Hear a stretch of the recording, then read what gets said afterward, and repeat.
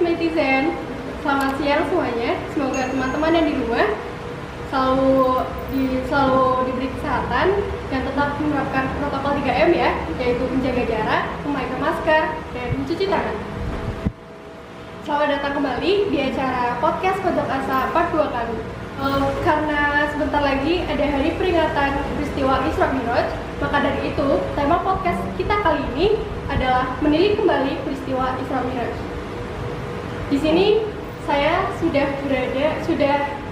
dengan Bapak Harun Rasid, beliau yang akan kita tanya-tanyai sekitar peristiwa Isra Mi'raj. Sebelum ke pertanyaan, izinkan saya untuk memperkenalkan beliau terlebih dahulu. Nama Dr. Andes Harun Rasid. Langsung saja Pak, karena sebentar lagi ada peringatan hari besar peristiwa Isra Mi'raj, maka dari itu kita akan mengulik dan menilik kembali seperti apa peristiwa Isra Mi'raj tersebut Pak, untuk mengingatkan teman-teman dan kami juga apa itu peristiwa Isra Mi'raj. Jadi pertanyaan pertama Pak, bagaimana terjadinya Isra Mi'raj sih Pak? Untuk mengingatkan kembali bagaimana peristiwa Isra Mi'raj tersebut, monggo Pak dijawab. Dengan siang hari ini kita akan sedikit istilahnya apa tadi? Menilik. Namanya meniliki itu bahasa Jawa berarti hanya menengok sebentar, maka yang akan dibahas juga tidak secara menyeluruh, hanya materi-materi ataupun yang akan ditanyakan oleh penanya ini, sehingga kaitannya dengan apa yang akan kita bahas kali ini di siang hari ini mungkin tidak begitu banyak yang akan disampaikan karena hanya sekedar menilik. Kaitannya dengan apa yang akan disampaikan, bagaimana sejarah dan sebagainya, ini nanti bisa dibahas. Yang jelas kaitannya dengan apa yang sedang kita lakukan dengan metode baru kaitannya dengan dakwah ini merupakan salah satu langkah bahwa ud'u ila sabili rabbika bil hikmati wal mau'izatil hasanah. Ajaklah orang-orang ke jalan Tuhanmu melalui cara yang baik, yang bijak, dan suri teladan yang baik. Nah, cara yang baik ini merupakan salah satu cara dalam bentuk sarana yang ada, bahwa berdakwah memang beda-beda cara. Nah, ini yang di zaman modern ini ternyata ada sarana baru yang ternyata ada satu hal tidak semuanya bisa mengikuti. Hanya yang memiliki atau mengaplikasikan, menginstal IG saja. Ini juga gambaran kita dalam ibadah yang nanti merupakan hasil dari peristiwa Isra Mi'raj, di mana hasilnya adalah ibadah puasa yang nanti ibadah sholat yang nanti ibadah sholat ini ternyata juga menjadi tertentu. Tidak semua orang dalam hal sholat ini katanya diterima oleh Allah. Nah, inilah hasil yang nanti diperoleh dari Isra Mi'raj. Yang kaitannya dengan apa itu Isra Mi'raj, barangkali kita bisa memulai untuk menjawab dari pertanyaan penanya ini. Isra Mi'raj kalau kita telusur awal perintahnya dari surat Al-Isra yang berbunyi a'udzubillahi minasyaitonirrajim. Bismillahirrahmanirrahim. Subhanalladzi asra bi 'abdihi lailan minal masjidil haram ilal masjidil aqsa alladzi barakna hawlahu linuriyahu min ayatina innahu was-sami'ul basir. Dalam surat ini digambarkan tentang bagaimana Allah pada suatu malam menjalankan hambanya yaitu Nabi Muhammad melakukan satu perjalanan yang cukup jauh dari Masjidil Haram ke Masjidil Aqsa, ditambahkan lagi nanti dari sana melakukan Mi'raj, satu peristiwa naiknya secara vertikal Nabi Muhammad ke Sidratul Muntaha di langit yang ke-7. Ini peristiwa yang terjadi kapan? Diceritakan dalam kisah ini ada tanggal 27 Rajab, pada saat kenabian Nabi, ketika udah tahun ke-10 kenabian Nabi. Satu peristiwa di mana Nabi Muhammad pada waktu itu baru saja mendapatkan satu kondisi sedih, amul husni, tahun kesusahan, istrinya meninggal, pamannya meninggal, bahkan umat Islam secara menyeluruh baru saja diisolasi, disendirikan oleh kaum Quraisy, tidak boleh bergabung dalam satu perjanjian Baitul Shahifah yang digantung di Ka'bah. Baru setelah perjanjian itu rusak oleh hujan panas, Nabi baru selesai apa istilahnya, diisolasi, dikurung oleh kaum Quraisy ini. Nah, kembalinya berakhir pada Nabi ditinggal meninggal oleh istrinya, oleh pamannya. Nah, untuk itu Allah kemudian menjalankan Asra bi abdihi laila minal masjidil haram. Jadi kejadiannya pada tanggal 27 Rajab ketika Nabi sudah jadi Nabi kira-kira 10 tahun, bahkan 1 tahun kira-kira sebelum Nabi hijrah ke Madinah. Perintah ini menjadi salah satu yang nanti ujian bagi umat Islam, di mana umat Islam nanti ada yang setuju, ada yang percaya, ada tidak, karena peristiwanya pada saat itu mungkin belum bisa diterima oleh orang-orang sekitar itu. Ini peristiwa Isra Mi'raj. Jadi dalam kaitan dengan peristiwa ini menjadi satu catatan sejarah penting dalam Islam, bagaimana Nabi nanti membawa satu perintah baru yang bagi kita umat Islam menjadi sangat penting dalam kehidupan beragama. Begitu untuk pengertian, barangkali kurang jawabannya nanti bisa ditanyakan lagi. Monggo yang lain. Baik, untuk pertanyaan selanjutnya, rintangan apa saja yang dilalui Nabi Muhammad saat menjalani Isra Mi'raj, Pak? Ya, untuk pertanyaan, rintangan dan sebagainya, kita bicaranya pada proses sejarah Nabi, bahwa kalau bicara tentang Isra berarti satu perjalanan yang dikatakan di situ dalam Al-Quran dari Masjidil Haram ke Masjidil Aqsa, ini sungguh jaraknya sangat jauh, sampai sekitar 1.700 km jarak antara Mekah dan Palestina. Kalau pakai pesawat katanya 17 jam, kata Google. Perjalanan sangat jauh ini, seandainya zaman dulu belum ada pesawat, Nabi Muhammad jelas secara jalan kaki nggak bisa ditempuh dalam satu malam.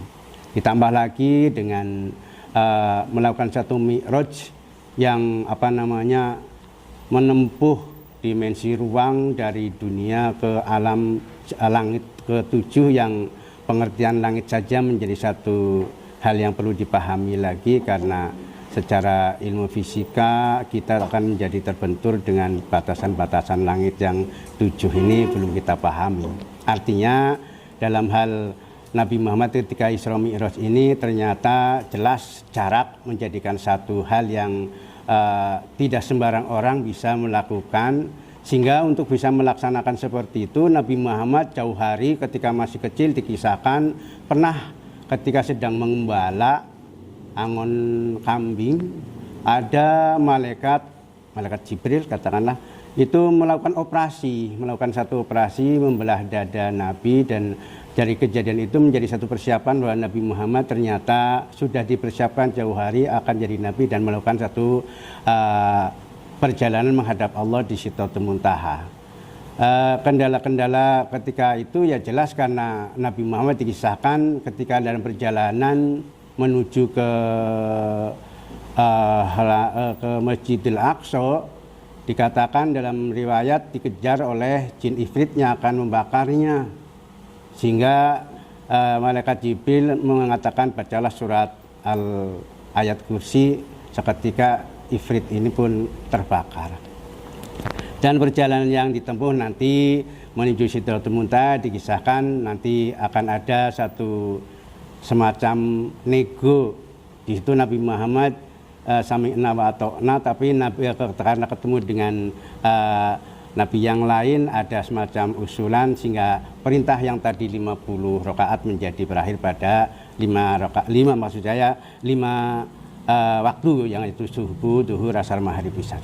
Jadi kaitannya dengan perjalanan Nabi itu nanti ada satu, sebenarnya bukan kendala, sudah dipersiapkan.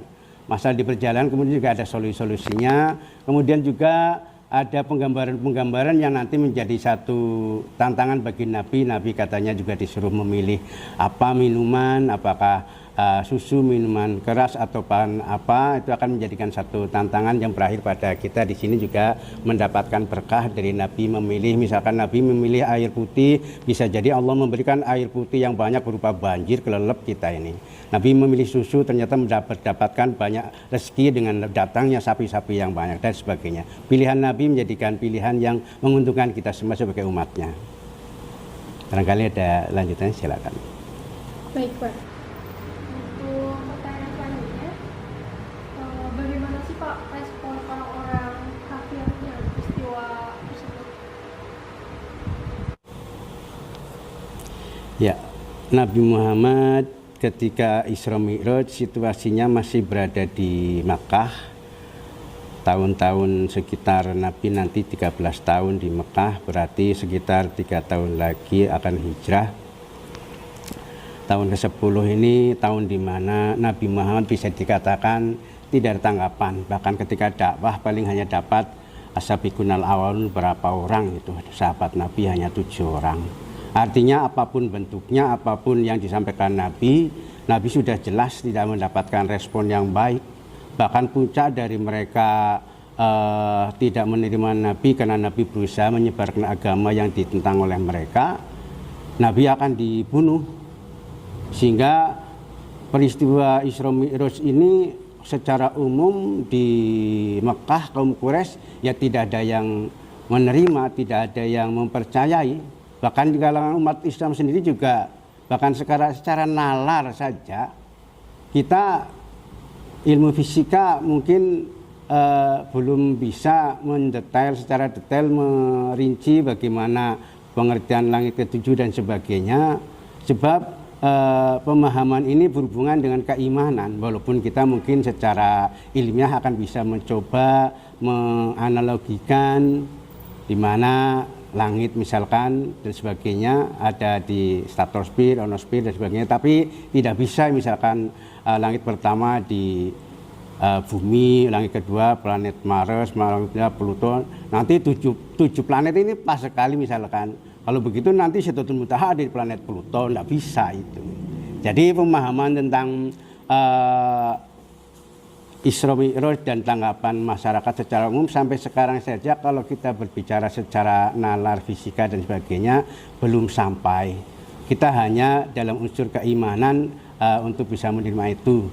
Jadi pemahaman ini Nabi Muhammad saja temu dengan nabi-nabi yang lain, berarti ada unsur dimensi ruang yang berbeda, ruang dan waktu yang berbeda. Sehingga kaitannya dengan Isra Mi'raj ini ujian keimanan bagi kita semua.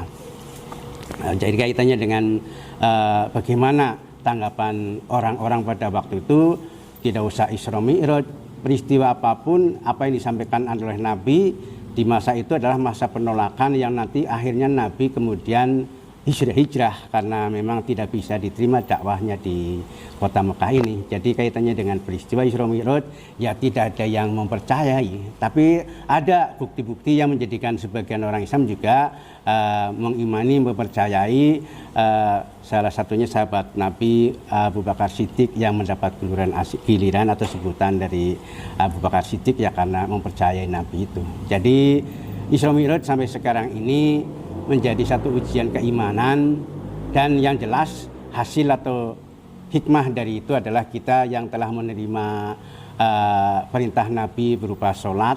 Ini juga menjadi satu hal bukti bahwa kita ini ternyata sebagai umat Nabi mendapat perintah yang sangat penting dalam kehidupan sehari-hari, karena sholat sebagai hasil dari Nabi Isra Mi'raj ini nanti menjadi satu-satunya ibadah yang perintahnya yang perintah dari Allah itu langsung menghadap ke sana, tidak seperti yang lain diperintah melalui ayat, melalui Al-Quran.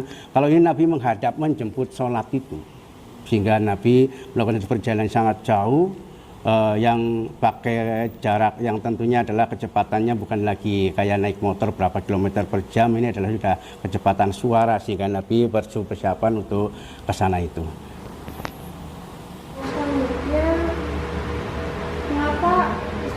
Itu dikatakan sebagai perjalanan yang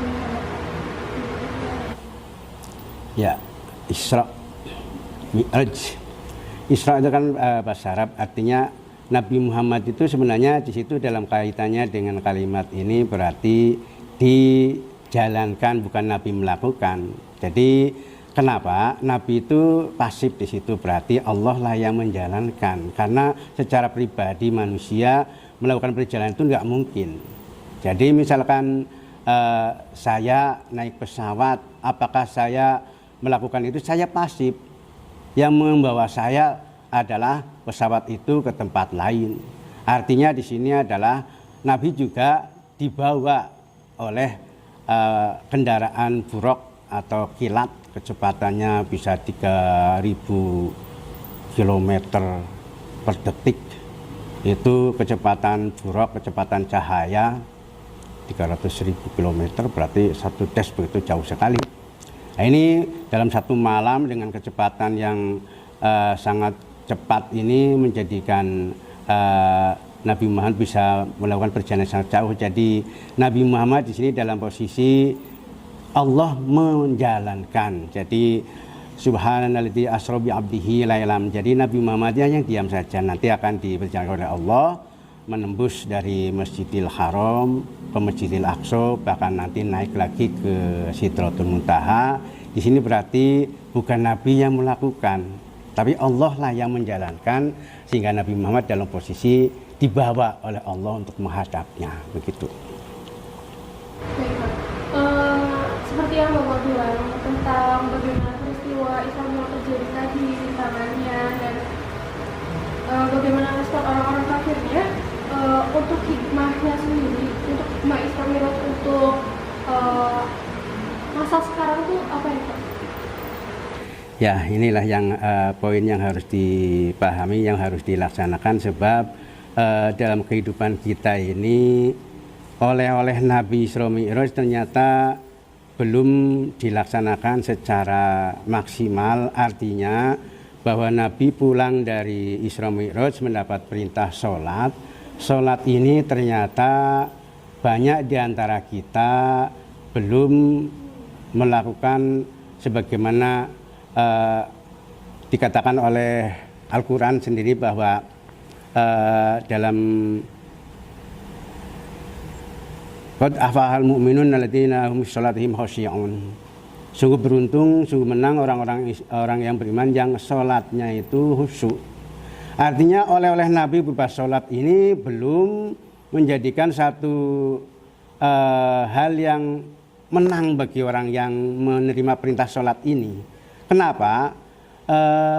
Sholat ini ibadah yang kita ini mengukurnya tidak bisa sebagaimana kepastian, misalkan kita sedekah, misalkan kita mengatakan itu saya sedekah 10 nanti dapat pahala 7 tangkai, tiap tangkai 100 biji, akan menjadi bisa dihitung saya sedekah 1000 dapat 700.000. Tapi saya sholat, seorang kiai pun nggak bisa mengklaim saya sholatnya khusyuk. Kenapa? Ukurannya adalah kualitas, hanya Allah yang tahu. Inna sholati wa nusuki wa mahyaya mati lillahi rabbil alamin. Sholat itu adalah, sholat ini untukmu ya Allah. Allah akan menentukan bagaimana sholat kita. Ada satu riwayat, ada seorang sahabat Nabi datang pada Nabi minta didoain. Nabi tiba-tiba menyuruh menghadap sahabatnya yang lain.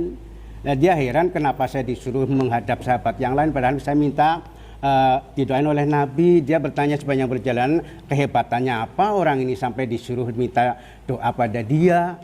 Hanya sampailah dia pada orang tersebut dan dia selidiki keistimewaan apa sehingga Nabi Muhammad mengistimewakan dia agar dia minta doa pada dia. Dia mulai hidup di situ, mulai melakukan satu penelitian, dia ibadahnya bagaimana. Awal-awal dia masih heran, biasa saja, orang begini kok istimewa di mata Nabi, kenapa? Pas giliran pada saat sholat, dia ikut sholat, ketemu dia, ada keheranan dia. Sahabatnya itu Nabi untuk dia doain itu ternyata sholatnya pakai pingsan setelah salam. Blok pingsan. Ini mungkin nih rahasianya di sini. Dia coba tanya, kenapa kamu sholat pakai pingsan? Saya datang disuruh Nabi kepada kamu supaya kamu doain saya. Dia mulai cerita bagaimana saya tidak pingsan ketika sholat. Saya ini pekerjaannya tiap hari jual buah. Suatu hari ada orang membeli buah-buahan saya. Dia datang, dia beli, saya layani, saya terima uangnya. Dia pun pulang. Tidak berapa lama dia datang sambil marah-marah. Dia lemparkan buah yang dia beli. Saya bertanya, kenapa Pak? Kenapa engkau marah? Kamu penipu, buah bosok begini kamu jual. Saya tidak mau beli, kembalikan uang saya. Maka saya kembalikan uang saya sambil saya berpikir, kalau orang yang beli buah-buahan pada saya bosok dan harus saya kembalikan uangnya, bagaimana kalau sholat saya? Inna sholati wa nusuki wa mahyamati lirabbil alamin. Ya Allah, ini sholat saya, Allah marah, sholat kamu bosok. Lalu pahala apa yang saya akan bawa menghadap Allah pada saat nanti meninggal? Saya punya modal apa untuk menghadap Allah kalau ternyata Allah tidak menerima ibadah saya? Itulah ya ketika saya assalamualaikum, pelak saya pingsan, saya nggak sadar, saya khawatir jangan-jangan sholat saya ditolak oleh Allah. Itulah kaitannya dengan kenapa saya sholatnya seperti ini, khawatir barangkali ibadah saya tidak diterima oleh Allah karena bosok, karena ternyata tidak memenuhi kriteria khusyuk. Jadi qad ahafal mu'minun alhum sholatim khosyi'un, beruntunglah orang mukmin yang sholatnya khusyuk. Khusyuk itu kualitas, kita tidak bisa mengklaim saya sholatnya khusyuk, hanya Allah yang bisa mengukur ibadah kita dalam hal sholat. Sehingga kaitannya dengan oleh-oleh Nabi berupa sholat ini dan perkembangan kita ke depan, mari kita coba melaksanakan hasil oleh-oleh Isra Mi'raj Nabi Muhammad ini. Karena apa? Ini menjadi satu pengikat pula. Ada ulama mengatakan as-sholatu mi'rajul mu'minin.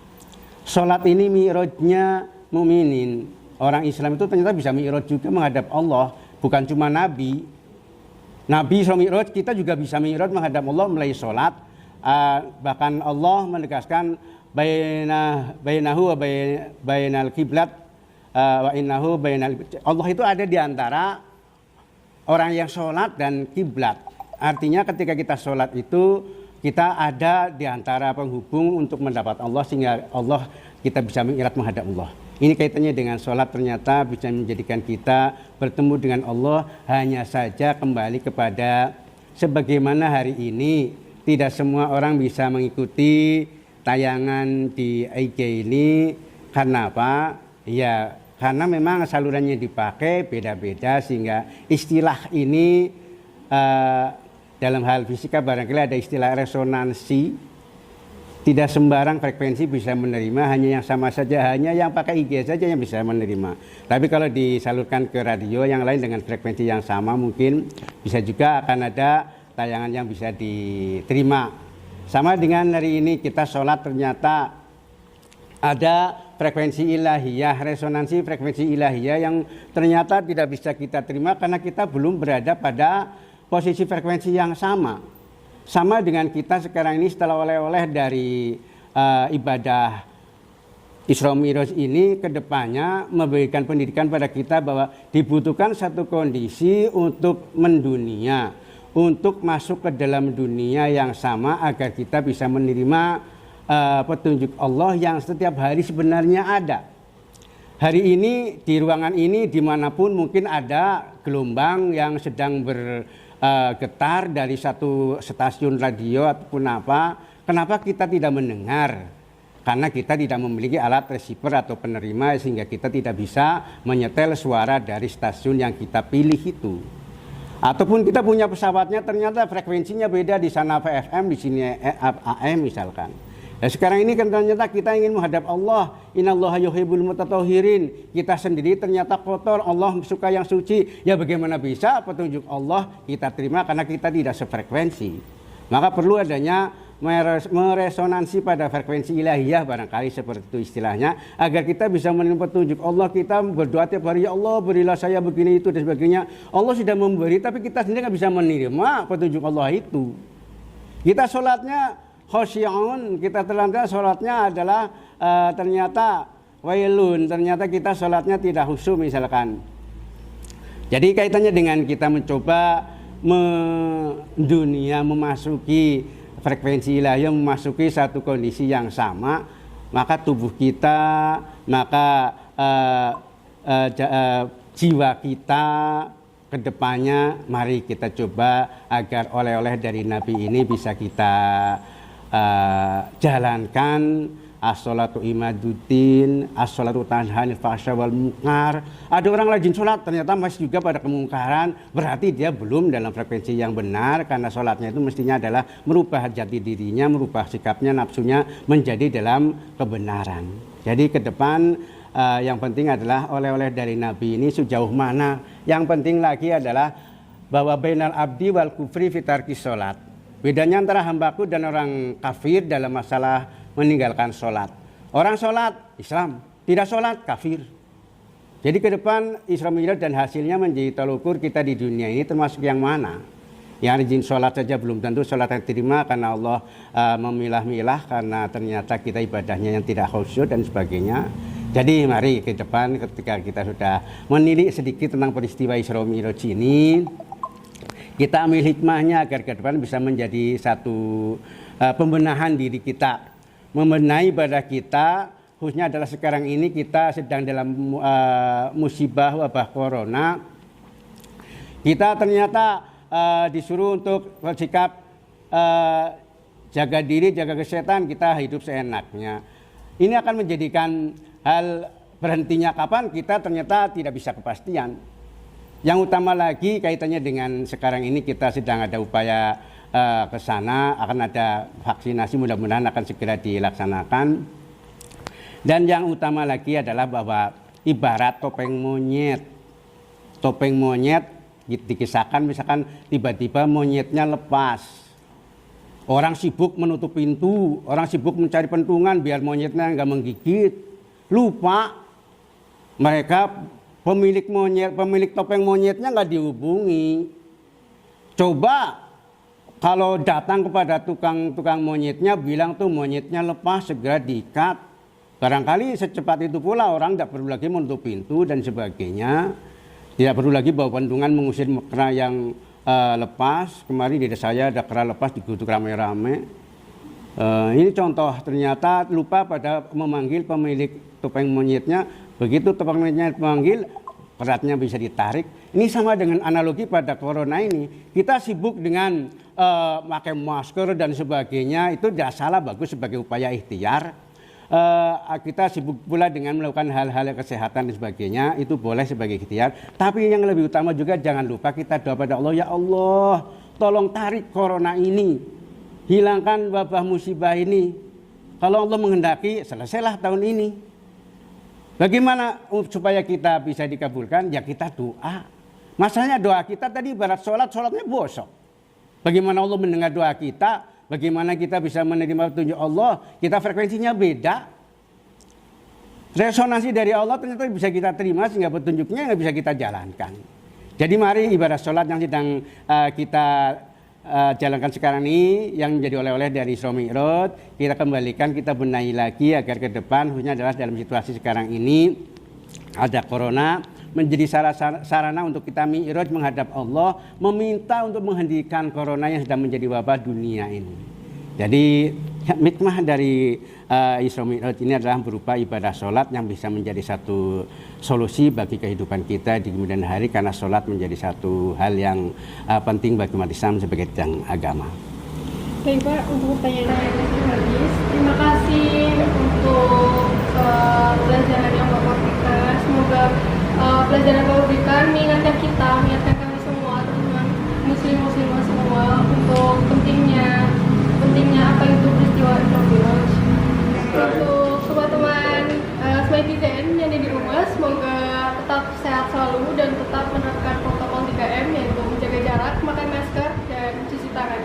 Semoga teman-teman di rumah dan teman-teman yang sedang berada di balik layar semuanya berada di lindungan Allah SWT. Amin amin amin. Sekian dari saya. Wassalamualaikum warahmatullahi wabarakatuh.